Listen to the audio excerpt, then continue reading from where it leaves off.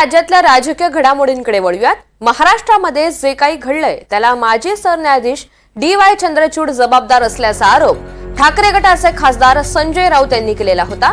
महाराष्ट्र विधानसभा निवडणुकीचा निकाल लागल्याच्या दुसऱ्याच दिवशी संजय राऊतांनी चंद्रचूड यांच्यावर राग व्यक्त केलेला होता। दरम्यान एनआयएला चंद्रचूड यांनी दिलेल्या मुलाखतीमध्ये संजय राऊतांच्या आरोपांवर प्रत्युत्तर दिले। आम्ही आमच्या कार्यकालीन वेळामध्ये 1 मिनिटही काम करत नाही हे आम्हाला दाखवून द्या असं आव्हानच त्यांच्याकडून देण्यात आलंय। त्यामुळे एखादा पक्ष किंवा व्यक्ती ठरवणार का सर्वोच्च न्यायालयानं कोणत्या याचिकांवर सुनावणी करावी असा सवाल चंद्रचूड यांनी थेट विचारलाय। पण पहिल्या 2 तासामध्ये जी लढाई बरोबरीत सुरू होती, जसं हरियाणामध्ये झालं, ती अचानक पुढल्या 2 तासामध्ये ज्या पद्धतीने निकाल लागले हे संशयास्पद आहे। लोकशाहीमध्ये असं होत नाही। निकाल आधीच ठरलेला होता, फक्त मतदान करून घेतलं। निकाल आधीच ठरवला होता, फक्त मतदान होऊ दिलं। तरीही या सगळ्याला जर जबाबदार कोणी असेल या महाराष्ट्रातल्या घडामोडींना, ते सरन्यायाधीश DY. Chandrachud. Now, the cases which we decided this year, any of these cases which I have referred to earlier, are these cases less significant? Or do we then follow an agenda which others set for us that, well, you have to decide this case for me today. If you don't decide my case, then, well, you are not independent. This is something which is unacceptable.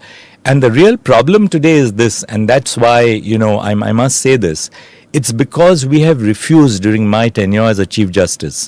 We have refused to be dictated by any third party on which cases to decide.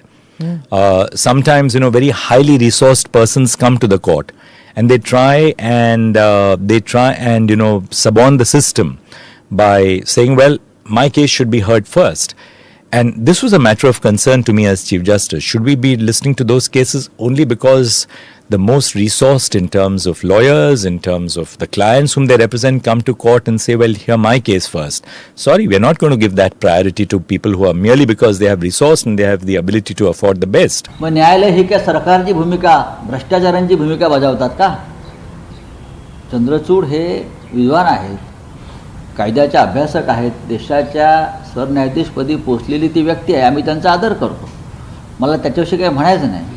पण विरोधी पक्षाची भूमिका बजावा असं त्यांना कोणी सांगितलं? त्यांना काही समजतं का? ते मोठे कायदेपंडित आहेत। न्याय द्या, निकाल द्या, एवढंच आमचं म्हणणं होतं ना। आम्ही दुसरं काय सांगितलं? तुम्ही जो असेल तो निकाल द्या। त्यांनी पक्षांतराला मुभा मिळावी अशा तऱ्हेनं खिडका दरवाजे उघडून ते गेलेले आहेत।